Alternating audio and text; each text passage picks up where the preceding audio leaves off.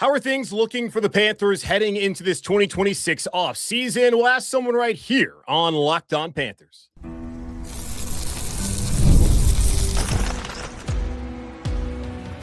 You are Locked On Panthers, your daily Carolina Panthers podcast. Part of the Locked On Podcast Network, your team every day. Welcome into another edition of the Locked On Panthers podcast, a part of the Locked On Podcast Network.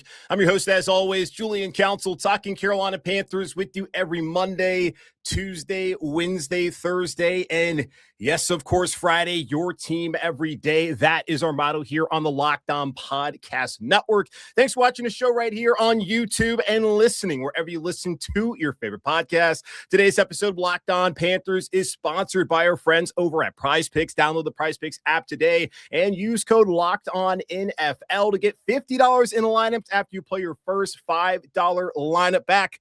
Once again, here on a Thursday, as we continue to look ahead at all the things that are going to come this offseason for the Carolina Panthers, which means great time to bring on our friend Mike Kaye from the Charlotte Observer to get his thoughts on what happened this past season, how Ickey Ekwonu's injury could impact things coming up, Jalen Coker, his contract discussion, and all things Panthers that's going to occur over the next couple of months. So we'll talk to Mike Kaye here in just a moment.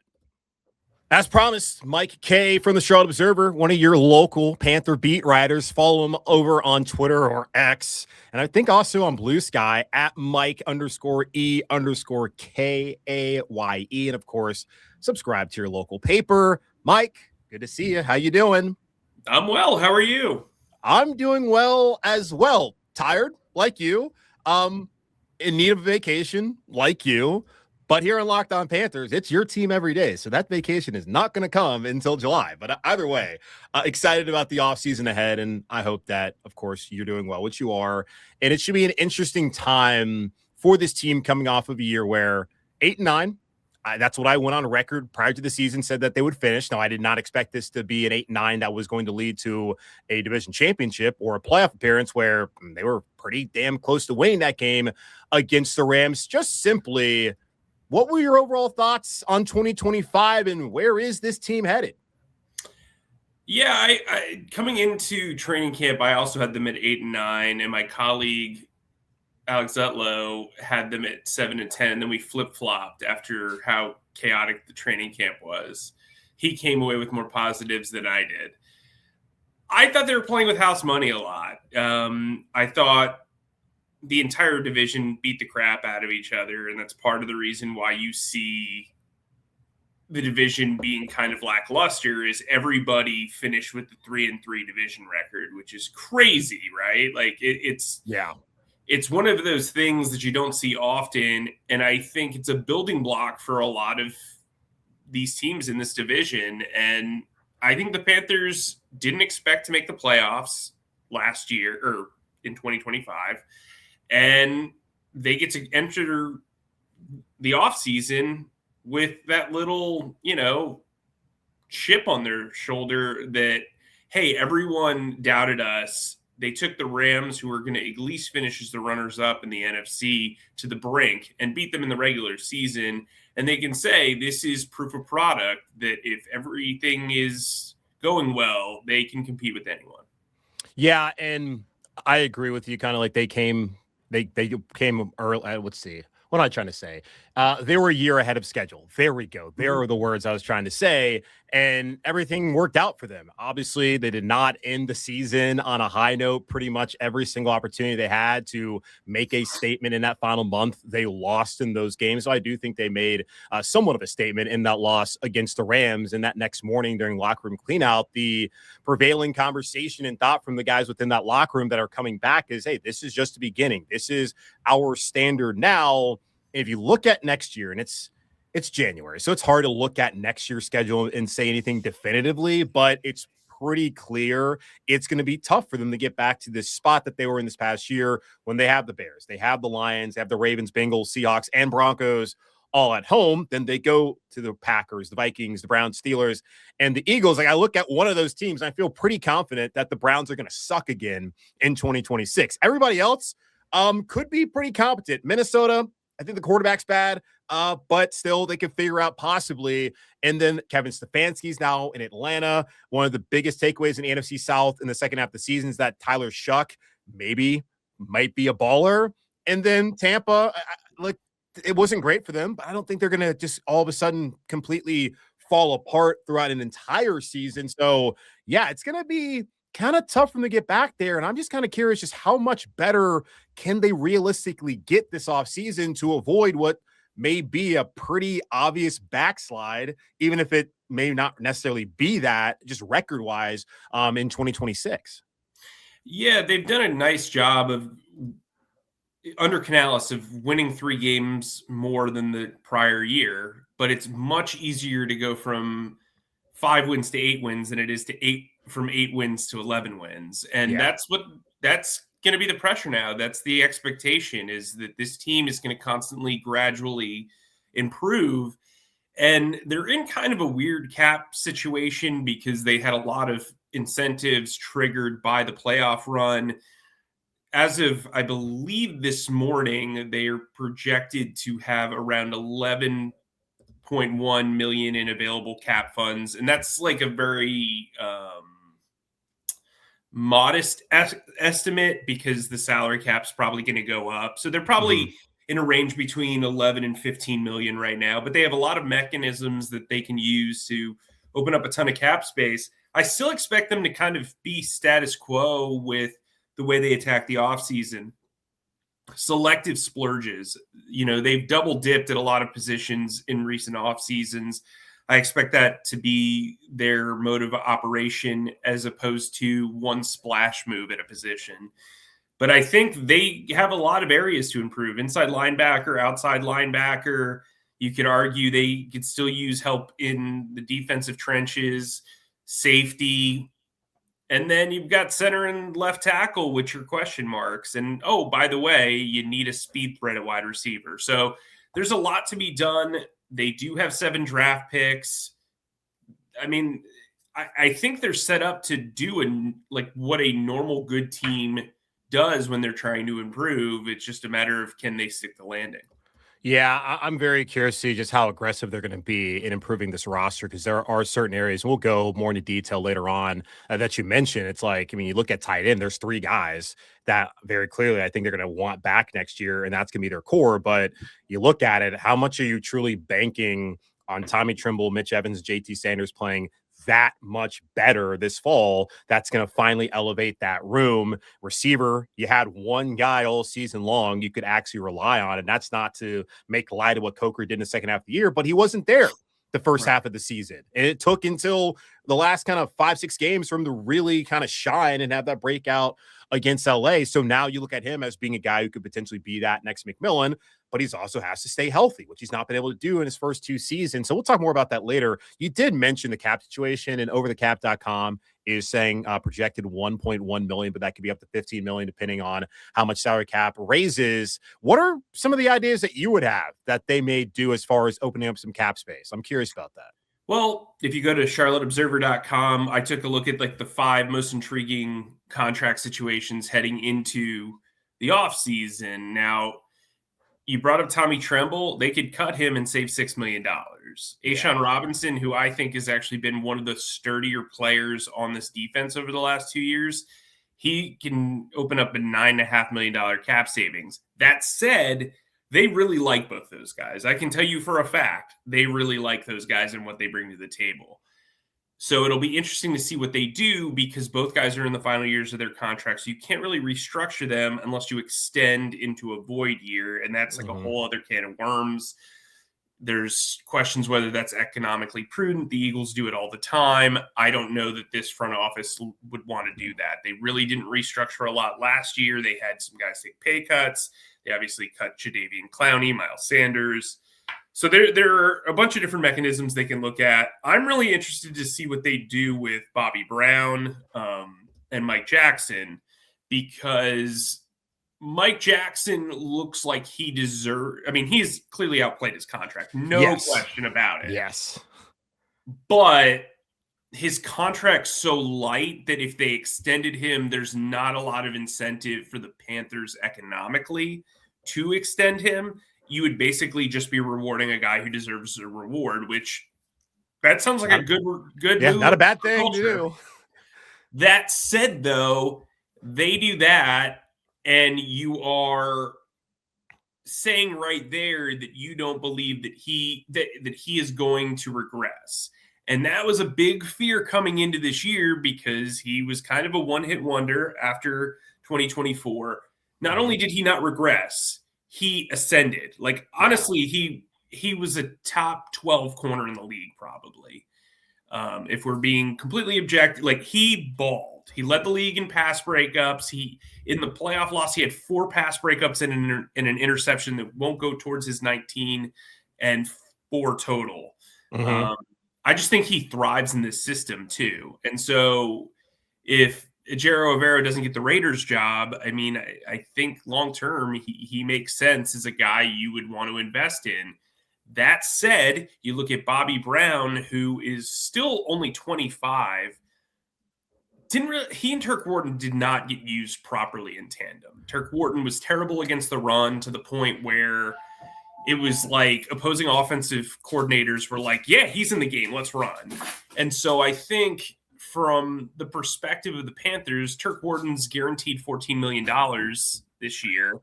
They really need to use him as a rotational pass rusher and not an every down player. So Bobby Brown needs to step up in his role where he's mostly been a one-note run defender. And so I think they have to figure out what they want to do with him. He's got 2 years left on his contract. Do they restructure it to open up some money while also basically making sure that his dead cap number keeps him on the roster for the next 2 years? I don't know if they do that.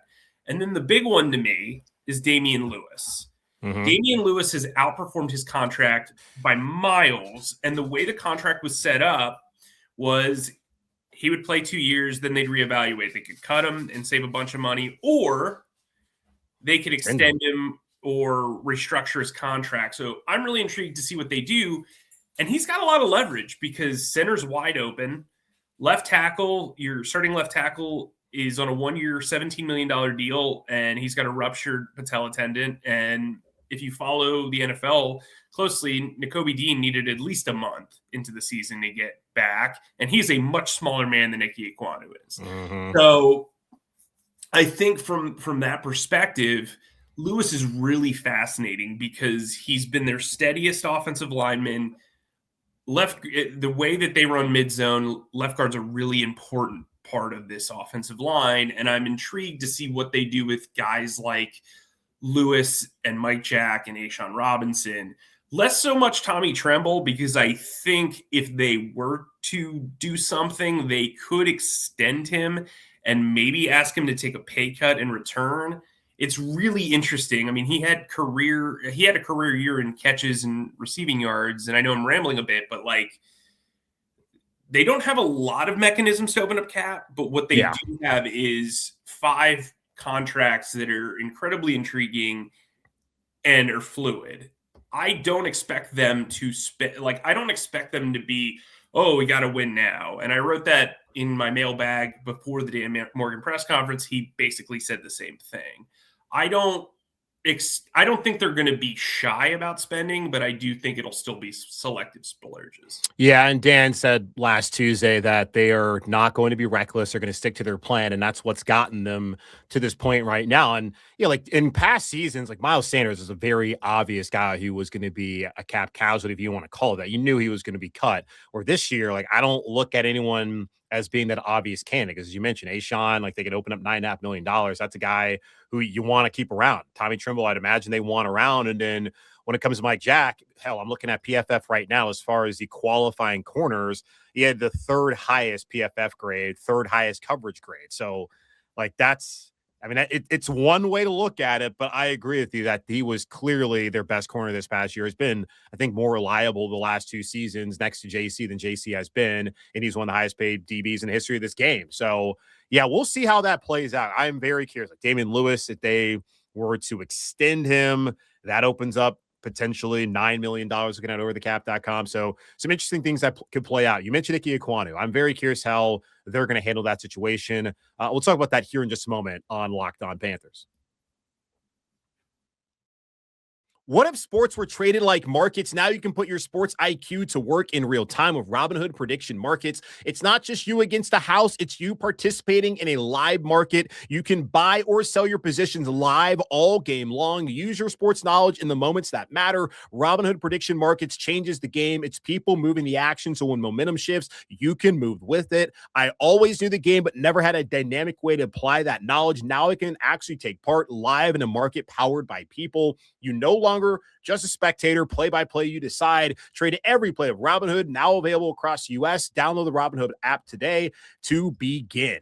NFL season is in full swing, and there's nothing like being at the game. The crowd noise, the energy, and cheering alongside other fans. Watching at home is great, but being in the stadium, it's different. The frustrating part has always been getting tickets, waiting in queues, dealing with logins, and watching prices change right at checkout. That's why the Game Time app gives the advantage back to fans. It's the hack for unlocking amazing NFL tickets and experiences in just a few taps. I pulled up the Game Time app to check out the ticket prices for the AFC Championship game in Denver, and man, there are some good options if you're out there in Colorado. Take the guesswork out of buying NFL tickets with Game Time. Download the Game Time app, create an account, and use code LOCKEDONNFL. That's LOCKEDONNFL for $20 off your first purchase. Terms apply. Again, create an account and redeem code LOCKEDONNFL for $20 off. Download Game Time app today and get back to being there live.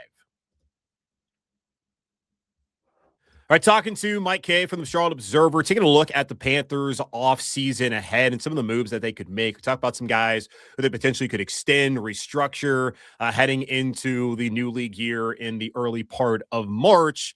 Ickey Ekwonu ruptured his patellar tendon, just tough scene for him. Second drive, he's a hometown guy playing in that stadium, wanted to be a part of this turnaround, got to be a part of it, and only lasted for a series and a couple other snaps after that, and now has a long road ahead of him. I would think that at the very least, he's not going to play in September, probably wouldn't be back in October either. So we're looking at the Panthers going to need, at minimum, a replacement for the first half of the year. And I'm just curious, like, who are some of the guys that you think would make sense there? And then how will this injury impact a potential extension for Ickey? I mean, the left tackle market's not good, right? Because nobody lets a good left tackle go. That's right. Typically the way it is. They're going to probably have to sign a stopgap Josh Nijman type player. Whether that's Josh or somebody else, they're going to need to figure that out. Josh has historically been a much better right tackle, during his career than he has a left tackle. And so I'm interested to see how that kind of all plays out. I also think he probably wants to get a permanent starting role somewhere and get paid after taking a pay cut last year. I think they're going to draft linemen. They have not drafted an offensive lineman under Dan Morgan over the last 2 years. Taylor Moton's done after 2028 or 2027, I think. And then after 27, he has 2 more years left. And then Ickey is going to be done after this year, and you've just got to safeguard yourself, especially with like an in-house guy. Joe Gilbert, their offensive line coach, who's really more of their offensive tackle coach, is really good with development. I'm interested to see what they do. Maybe they bring back Jay Curhan and Josh, and then they draft a guy. I think that Brady Christensen's going to get a minimum deal, and maybe you bring him back as well. We know he can play left tackle. They've just got to figure out the right mix. Again, it's a double dip scenario where I think you bring in a stopgap, whether that's Brady, whether that's Josh, whether that's Jake, and then also draft a guy probably in the middle rounds. But left tackle is such an important position. So is right tackle. And if you can get a guy up to speed pretty quickly, like that would be a big insurance policy for them, especially when you have a $17 million salary for Ickey Ekwonu. And we talk about the first month, he could potentially not be available till after the trade deadline or further. Everybody's different. And so, and he might not be able to play at a high level even then when he returns. And that's the thing. Like I said to people, it's like, okay, if he comes back, are you getting the same Ickey that you've had? Because he has not had a significant injury. He missed time, I think, in 24 due to an ankle. And then last year had the appendectomy, and then he missed a game because of a knee. Now, not a knee injury that was related to the ruptured patellar tendon that he suffered back, I guess, earlier this month. Like, you might not see that guy again until 2027. And look at Austin Corbett. Like, he tore his ACL. I don't think we ever saw the Austin Corbett that we saw in 2022 return to Carolina, especially that first year he came back in week 6. Didn't really play well. Got hurt again in week 4, at 4 weeks after that. And then came back the next year as a center, and that barely lasted as well. So that's certainly interesting to me. And like the offensive line, as you brought up, like there are 5 guys right now that they have that are unrestricted free agents: Corbett, Nyman, Mays, Christensen, Kurhan. Now, Christensen's coming off an Achilles tear, something we also have to mention. I did briefly talk to him during locker room cleanout. He said, I think they want me back. I think that'd be fine. He'd be cheap enough. He knows the scheme, so why not? Kurhan, we'll see how that plays out. Mays and Corbett is interesting. I'm just curious what they want to do at center, because I think drafting the center could make some sense. I know that was something that I thought a couple of years ago. They have not done that since Ryan Khalil, and God, I want to say that was like 07 whenever they drafted him. It's been a minute since that happened. Well, I just don't. I wonder how much they really bought into Mays being that guy, because they cut him before the 24 season. Then they brought him back eventually, and then they re-signed him to compete with Corbett, then went with Corbett because of Corbett's experience, which, okay, well, then Cade was never going to win the job if that's the case.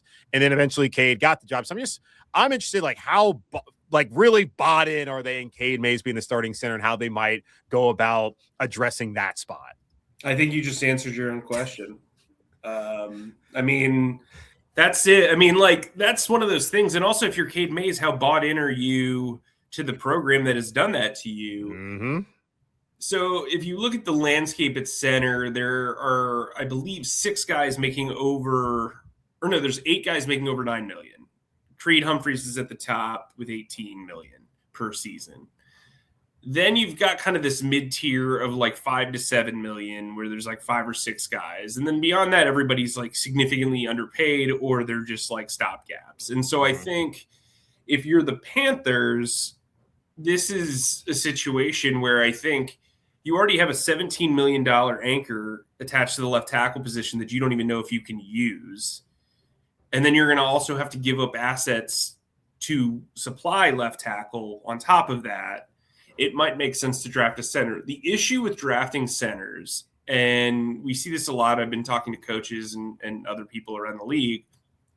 If you draft a center-only player and that's their body type, well, they better win that starting job, because otherwise, as a backup, as we've seen Nick Samac kind of ebb and flow out of the lineup, guys want to be able to have versatility amongst their backups. Yash can play 2 tackle positions. Brady Christensen can play every position. Austin Corbett can play 3 positions. Kurhan can play every position but center. So that's the thing. Like, if they fail, they fail hard. And it's part of the reason why centers, unless they're like uniquely built for the position and are awesome, like Ryan Kelly, they're going to get drafted in the later rounds. You have to kind of figure that out, because there isn't much of a floor if they can't win outright, especially early. And so they've got to kind of figure that out. I mean, they could go for broke and go after Linderbaum, but the Ravens didn't pick up his 5th-year option for a reason. He's dealt with injuries. He's had kind of a rough road. I mean, Connor McGovern has some guard center versatility for Buffalo. Now that Sean McDermott's not there, maybe they kind of move on from him. He's another guy that's a little bit more proven than Cade Mays. But Cade Mays has started 20 games for the Panthers at center and looked pretty competent. Maybe he goes out to LA with the Chargers. I think he'd be a really great fit at center for Mike McDaniel. So, I mean, and also I brought up Brian Kelly. He's been dealing with some injury history. Maybe he goes to Minnesota and goes into that Kevin O'Connell offense and is there for a few years. So they're going to have to compete for it. It's going to be tough for them to spend, $20 million over 4 years for Cade Mays, or $15 million over 3 years for Cade Mays, because that is a decent chunk of their budget this season. But also, there's going to be a market for him. I really do. I think there's going to be a market for him with what he has put on tape. Yeah, I'm interested, because there was a guy I mentioned, Pat Coogan, who was starting center at Indiana this past season, the national champion. That's just still crazy to me that that's even happened. But he's played left guard back before he transferred from Notre Dame. So that was a guy I talked about. Hey, maybe that's a guy in day 2.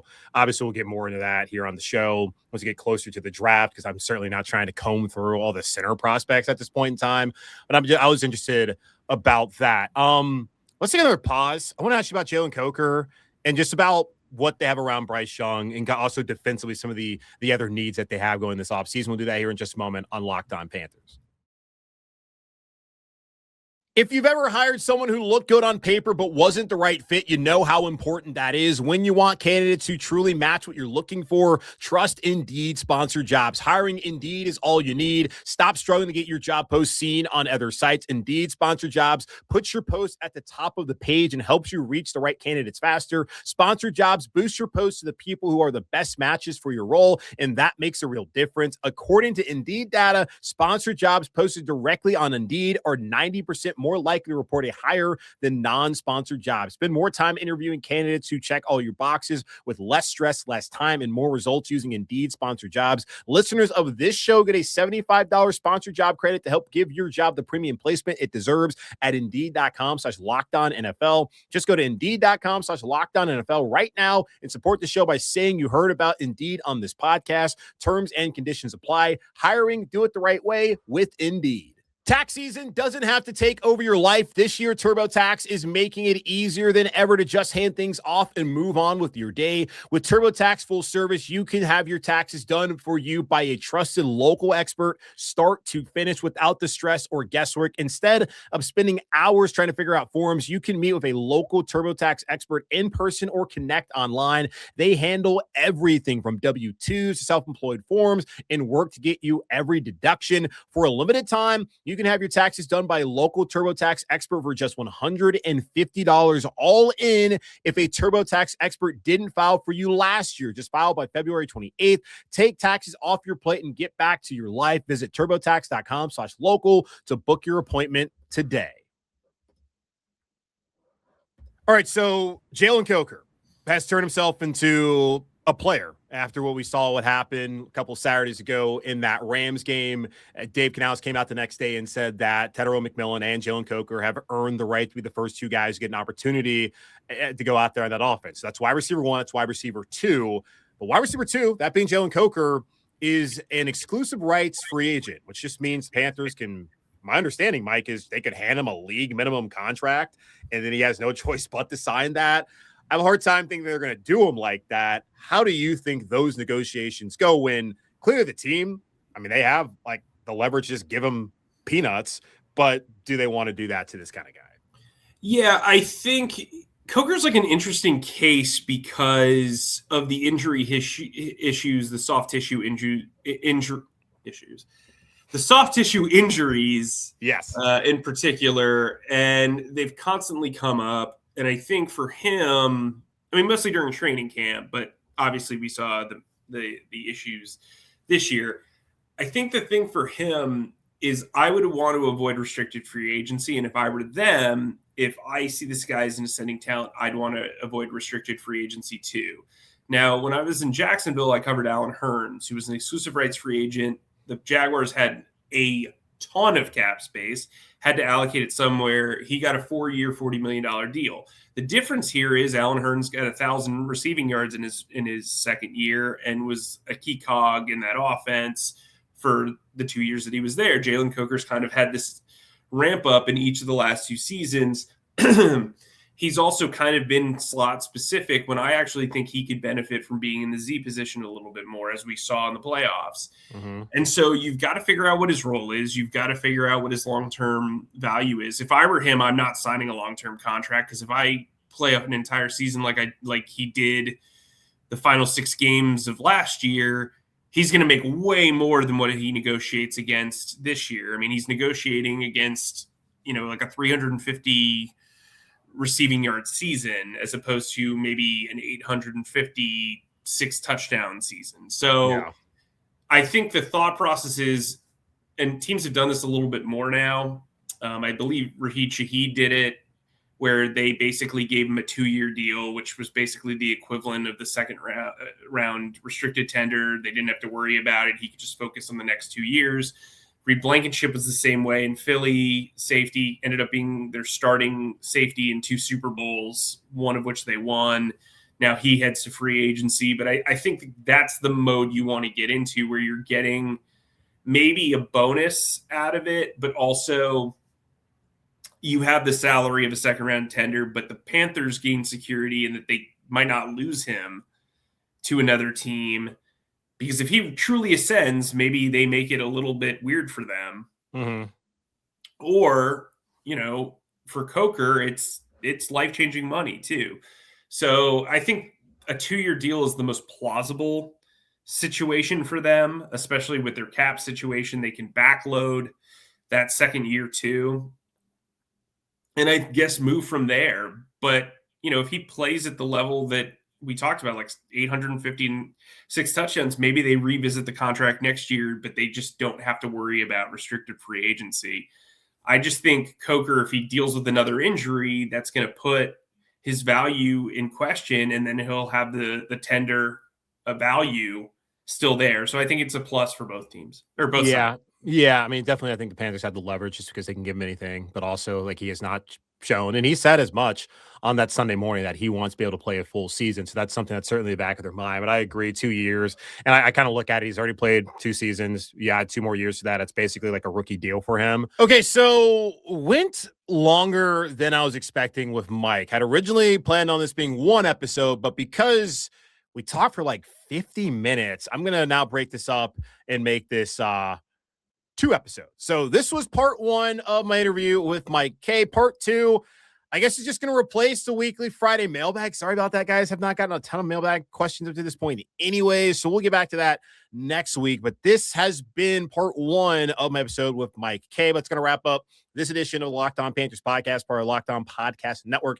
Hosted by yours truly, Julian Council. Again, y'all subscribe and follow the show free over on YouTube or wherever you listen to your favorite podcast. And be sure to @ me or DM me over on Twitter and Blue Sky, as next week, the weekly Friday mailbag will return. But in the meantime, be safe, be happy, be whole. In part 2 of my conversation with Mike Kaye coming up tomorrow here on Locked On Panthers.